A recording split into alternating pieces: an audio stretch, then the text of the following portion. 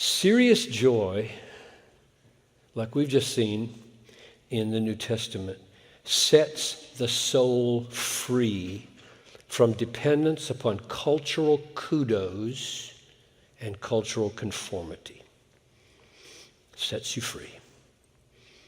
In other words, when your joy comes from God through Christ and is absolutely unshakable through grief, affliction, weakness, poverty, shame, dishonor, persecution, loss, the culture loses its power to control you.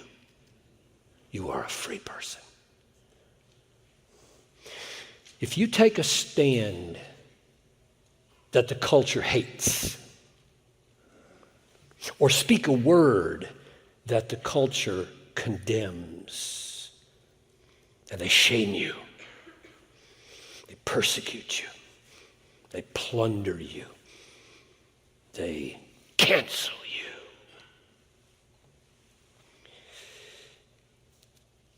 your joy remains unshaken, and you're free. You're not controlled. You're not controlled. Free! When your citizenship is in heaven, and all your inheritance is in heaven, and all your joy is coming from Christ in heaven, you're a free person on planet Earth, and very subversive, very countercultural. Nobody can touch you. I want free people. If your joy comes from the world, with its benefits, its comforts, its praises, you're like a leaf in the wind. Yours is not a serious joy. It's a secondhand joy. You're not free.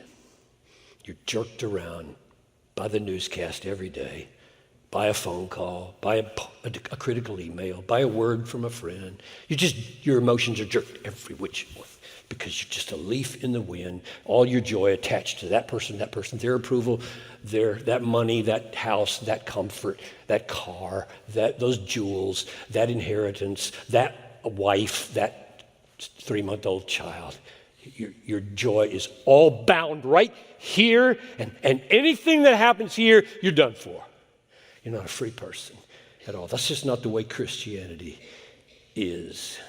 Serious joy sets people free and makes them the most secure and subversive people when it comes to cultural control. It's always been true. It's been true for 2,000 years. There's nothing new about this at all. Serious joy in Christ through pain has always been radically liberating from cultural control. So in getting joy from heaven, Christians become free on earth. It's always been true. The new thing today is that social media has created an intensification of the old-fashioned cultural control tactics. The tactics aren't new. The emotional dynamics of control and shaming aren't new. The media are new and ubiquitous and powerful. You can be ganged up on by 10,000 people overnight.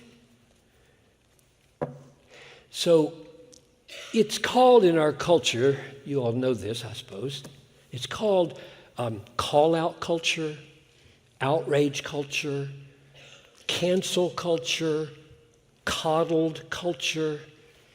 That last phrase comes from a book called The Coddling of the American Mind by Jonathan Haidt. And here's a sentence that I found very illuminating. He said, this culture today that young people have been growing up in for maybe 20 years teaches people to see words as violence and to interpret ideas and speakers, like me, as safe versus dangerous, safe or dangerous, rather than true versus false. So, if you take your stand and you speak your truth, you may be subject to call out or outrage or being canceled or accusation that you've not sufficiently coddled the people that need to be coddled.